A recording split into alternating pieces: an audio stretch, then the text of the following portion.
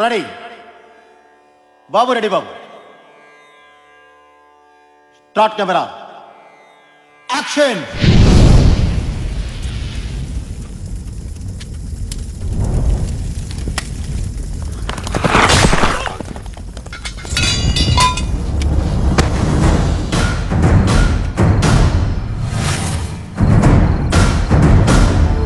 ఏంటిది? 10 మందితో చేతులెత్తి దండం పెట్టించుకునే అవకాశం ఆ భగవంతుడు మన 2 వంశాలకే ఇచ్చాడు. ఆ అహంతో జనాల్ని తొక్కేశాడు. వద్దని చెప్పాను, వినలేదు, చంపేశాను. కూలి చేసుకునే జనం ప్రాణం కోసం నా బిడ్డనే చంపుతావా? తప్పు. జనం వేరు, మనం వేరు కాదు. అందరి ప్రాణం ఒక్కటే. ఇక ముందు ఇలాంటివి జరగకూడదు. జరుగుతాయి. ఏం చేస్తా?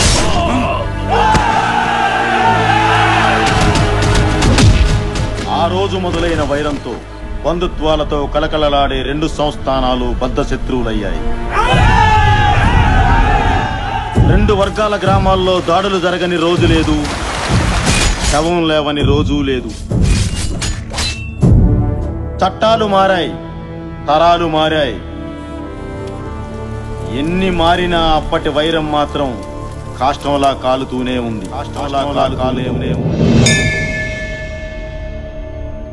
2 తరాల నుంచి ఈ అకృత్యాలను తన కళ్లతో చూసిన ఆ 2 వంశీకులకు సంబంధికుడైన రాజా రంగనాయకులు ఆ వంశాల మధ్య రాజీ ప్రయత్నం చెయ్యాలని సంకల్పించాడు.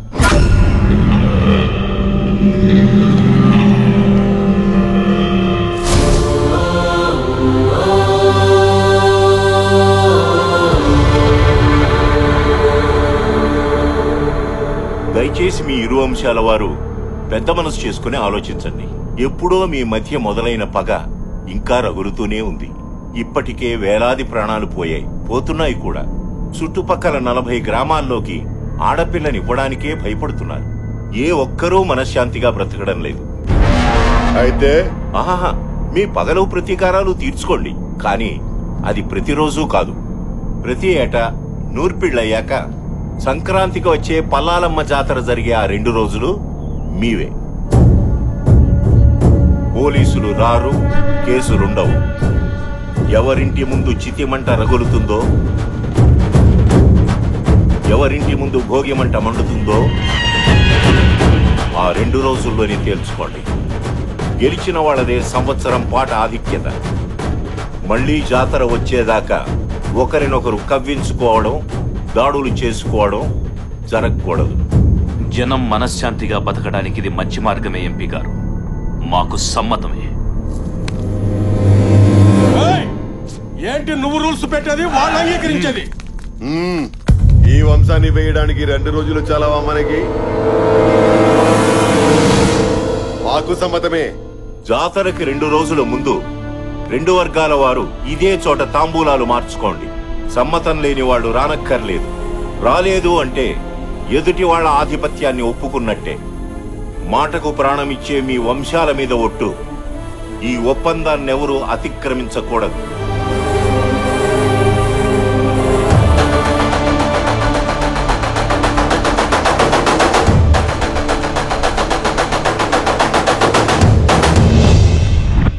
ఆ నిర్ణయం ప్రకారం అప్పటి నుంచి జరుగుతున్న ఉత్సవాల్లో వాసురెడ్డి వారే గెలుస్తున్నారు. జనం ఆనందంగానే ఉన్నారు. కానీ ఆ వంశస్థులు ఒక్కొక్కరిగా నేలరాలి చివరిగా వాసిరెడ్డి వీరసింహుడు ఒక్కడే మిగిలాడు.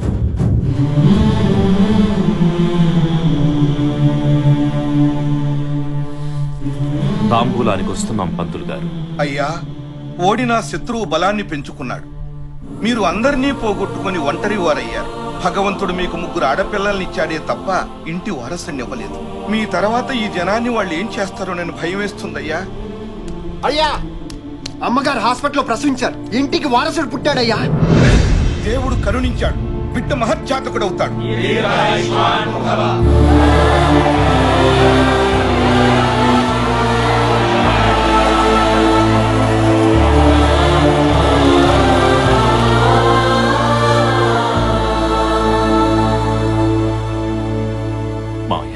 బిడ్డెక్కడ?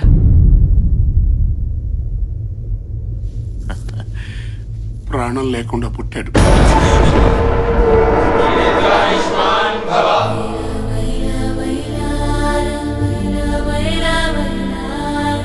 వంశోద్ధారకుడు పుట్టాడన్న ఆనందం కన్న తండ్రి చూసుకునేంత వరకు కూడా మిగలలేదు. కర్మలుడు గారు. ఈ విషయం వసుంధరకు తెలుసా? తెలియదు గారు.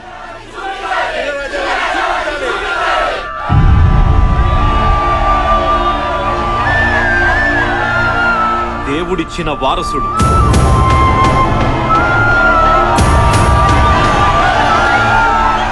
నా తరువాత జనానికి బలం లేదనుకున్న వారికి ఆ భగవంతుడు పంపిన బ్రహ్మాస్త్రం.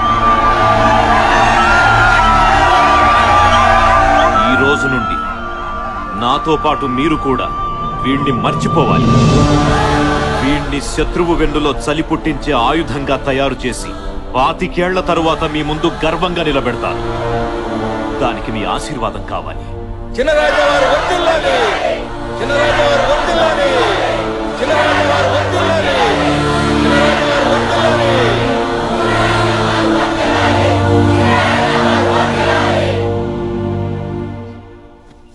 పూర్తి చేయండి మావయ్య. అలా చెప్పారేమిటి అల్లుడు గారు? ఏం చేయమంటారు మావయ్య? ఆ ప్రజల గుండెల్లో ధైర్యాన్ని బతికించాలి, శత్రువు గుండెల్లో భయాన్ని బతికించాలి, ఆ తల్లి గుండెల్లో ప్రేమని బతికించాలంటే నిజం తెలిసిన మనం అనుక్షణం చావాలి. మరి వారసుడు ఎలా వస్తాడు? నా తరువాత జనాన్ని కాపాడడానికి నా బిడ్డ కాకపోయినా ఆ దేవుడు ఎవరో ఒకరిని పంపిస్తాడు. అప్పటి వరకు పోరాడుతూ ఉండడమే. పూర్తి చేయండి.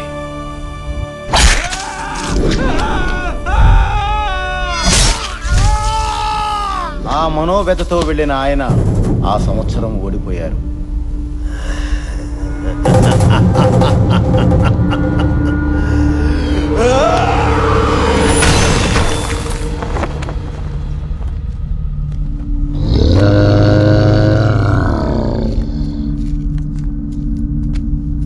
మా ఇంట్లో మనుషులు చస్తే పండగ చేసుకున్నారు, వాడింట్లో వారసుడు పుడితే పండగ చేసుకున్నారు కదా.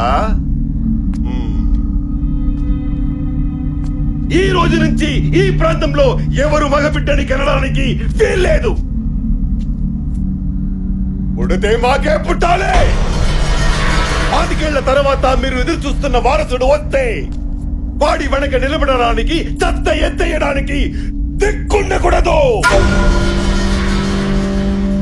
కాదు కూడదని ఎవరైనా మగబిడ్డని కంటే చంపేయడమే.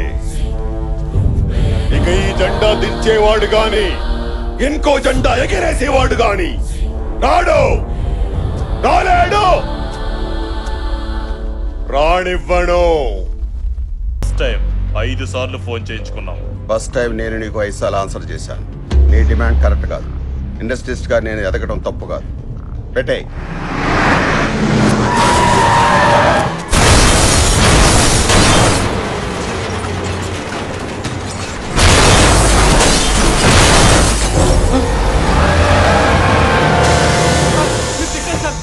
సార్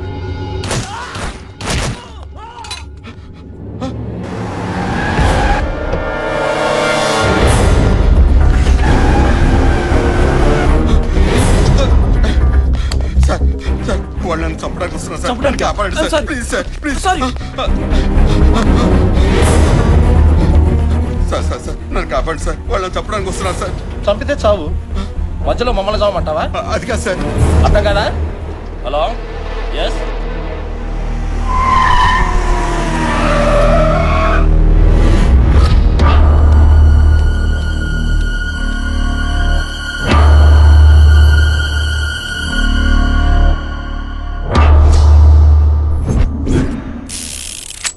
ప్రాణానికి విలువ లేని ఈ లోకంలో బతకడం కంటే చావటం మేలు. చంపే.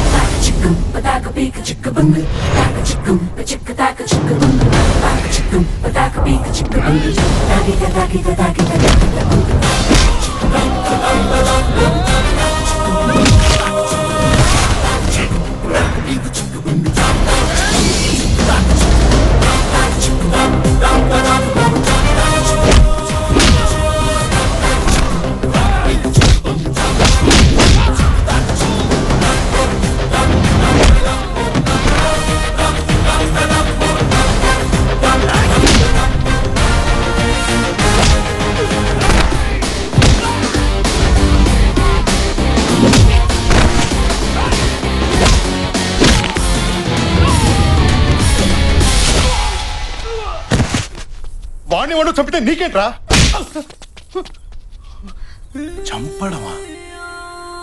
చంపడం ఏంట్రా? అసలు ఆ పదం ఏంటి? తుడుచుకో అన్నా. బేసిక్ డబ్బు అనేది తినటానికి ఉండటానికి పనికి రావాలి, చావడానికి చంపుకోవడానికి కాదు. మాట్లాడుతున్నా వినరే? ఈడెక్కడ? హలో, పని అయిపోయింది, ఇరిగిపోయింది. ఈడికి బాగా అర్థమైంది. ఏం కాలేదు కదా సార్? నాకేం కాలేదు, థ్యాంక్స్ బాబు. ఎంత కమ్ముడు పొద్దండి? ఏమిటది? ఆ థ్యాంక్స్ అనే మాట మార్కెట్ లో ఎంత కమ్ముడు పొద్ది అని. అర్థమైంది. ఎంత కావాలి? ఇప్పుడు బై మిస్టేక్ మీరు పోయారే అనుకోండి సార్. పోయారే అనుకోండి, అంత్యక్రియలకి, పందిళ్ళకి, పంతులకి, పిండాలకి, వస్త్రదానం, గోదానం, భూదానం, అన్నదానం, ఆదానం, ఈదానం అని బోలెడు ఖర్చేది కదా సార్. ఇప్పుడు అదంతా మిగిలినట్టేగా. ఆ మిగిలింది ఇవ్వండి సార్. నీ లాజిక్ బాగుందయ్యా. నా లెవెల్కి అయితే 10 లక్షలు ఖర్చు పెడతారు. అవును, ఇందాక గొడవలో నీకేమైనా అయ్యుంటే? సార్, ఆ దేవుడు మనకు లైఫ్ ఇచ్చాడు, 10 మంది లైఫ్లు నిలబెట్టే దమ్ము ఇచ్చాడు. మన ప్రాణం పైన ఒకరిని కాపాడామనే సాటిస్ఫాక్షన్ ఉంటుంది చూడండి, అది చాలు సార్. ఈ ప్రాసెస్ లో మనం పైన ఏడ్చేవాడు ఒక్కడు కూడా లేడు సార్, అనాథని. విషయం ఉందయ్యా నీలో. మాట ఎటైనా తిప్పుతున్నావు, అడ్డసుడిగాను పెడుతున్నావు. రాజకీయాల్లో దిగితే పైకొస్తావు. సార్, అది డిసైడ్ అయ్యేది అక్కడ, రాతుండేది ఇక్కడ, గీతుండేది ఇక్కడ, దాన్ని నిలబెట్టే దమ్ముండేది ఎక్కడ. నాకేదో కావాలనిపిస్తే దిగను, నన్ను జనం రావాలని పిలిస్తే మాత్రం ఆగను. నువ్వా? 2000 పైసా కొడతీవు కదరా? ఏం లేదరా, మినిమం బ్యాంక్ బ్యాలెన్స్ 50 లక్షలు దాటితే గానీ లవ్ లో దిగకూడదు అనుకున్నా. ఓహో, 60 లక్షలు అయితే గానీ పెళ్లి చేసుకోవద్దు అనుకున్నా. అలాంటిది ఇందాక రిస్క్ లో ఏకంగా 25 లక్షలు వచ్చేసిందిరా. Very good. దాంతో మన బ్యాంక్ బ్యాలెన్స్ 63 లక్షలకి వెళ్ళిపోయింది. మినిమం నెలకి 30,000 రూపాయలు వడ్డీ. దాంతో మా ఆవిడ బ్రహ్మాండంగా బతికేస్తుంది.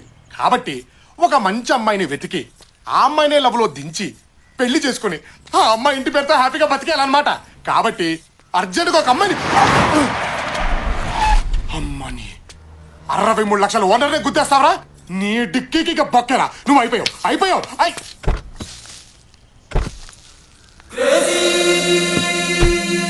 అమ్మాయి ముచ్చటగా ఉందే. అచ్చి బాబాయ్, వెళ్ళిపోతుంది.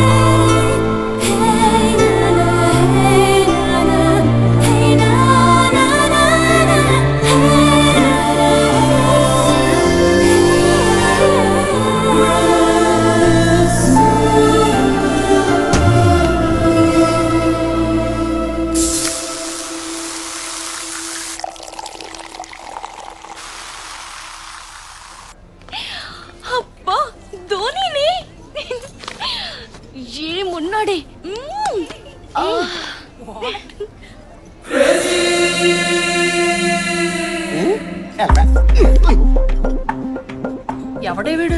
నేను చూసి తెగ్గ ఫీల్ అవుతున్నాడు. నిన్న కార్తో చిన్న జర్క్ ఇచ్చా 5 ఫ్లోర్లు పరిగెత్తాడు.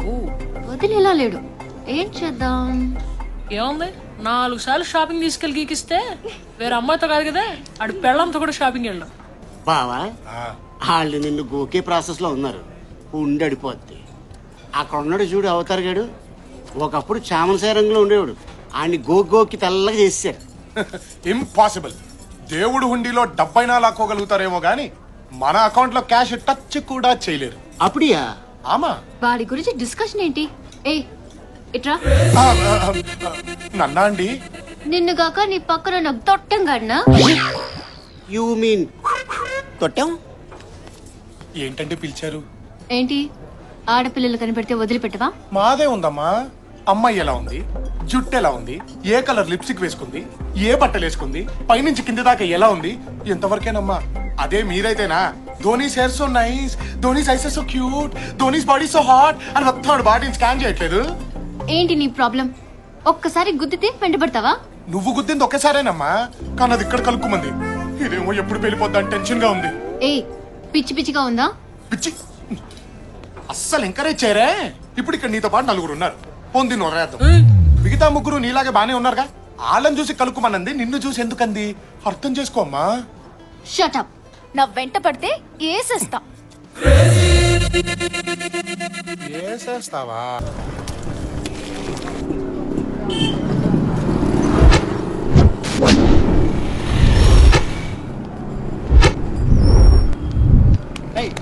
సార్ సార్ సార్ సార్ అన్నీ ఉన్నాయి సార్, కానీ మీ కానిస్టేబుల్ డబ్బులు అడుగుతున్నాడు సార్. ఓ ఫైన్ కట్టు.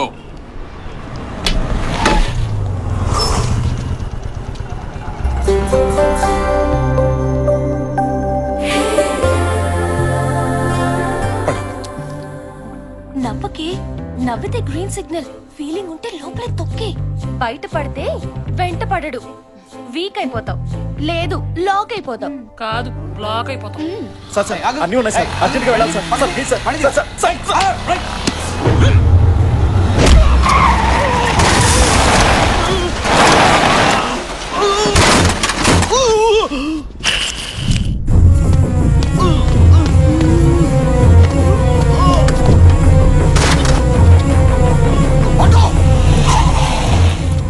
హాస్పిటల్ తీసుకెళ్ళి అర్జెంట్. ఎక్కడికి వెళ్తావు? సార్ ప్లీజ్ సార్ మాట వినండి. ఆగమంటే ఆగరా. హాస్పిటల్ తీసుకెళ్ళమండి సార్, చచ్చిపోతాడు సార్. చేస్తే చానే. నువ్వు అర్జెంట్గా హాస్పిటల్ తీసుకెళ్ళి. తప్పు. ఎదుటివాడు చావాలనుకోవడం తప్పు.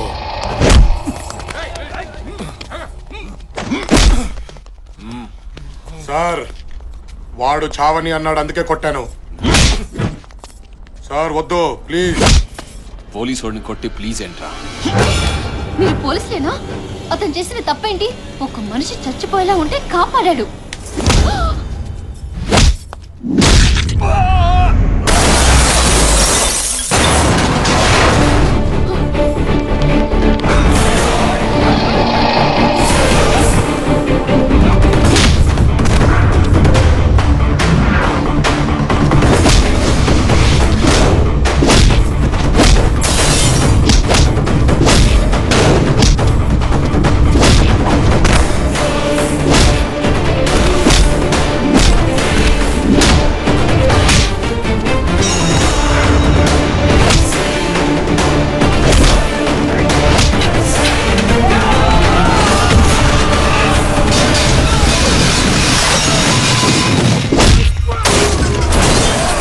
పోలీసుల మీదే చెయ్యేస్తావురా? ఇక నేను ప్రపంచంలో ఎవరు కాపాడాడు?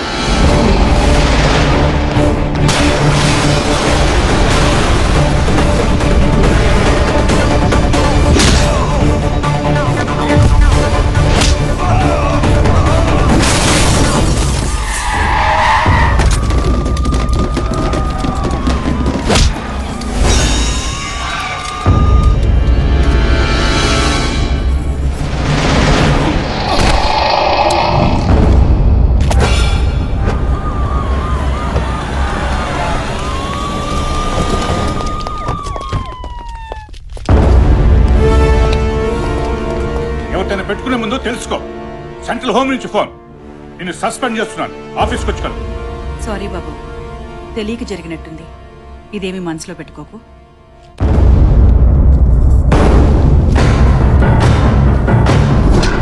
ఎవడ్రా వీడు? స్టేట్ హోమ్ మినిస్టర్ స్వయంగా వచ్చి నన్ను సస్పెండ్ చేయడం ఏంటి? లేదు సార్, వాడు అనాథ. అనాథ కాదురా, ఏదో ఉంది వీడి వెనకాల.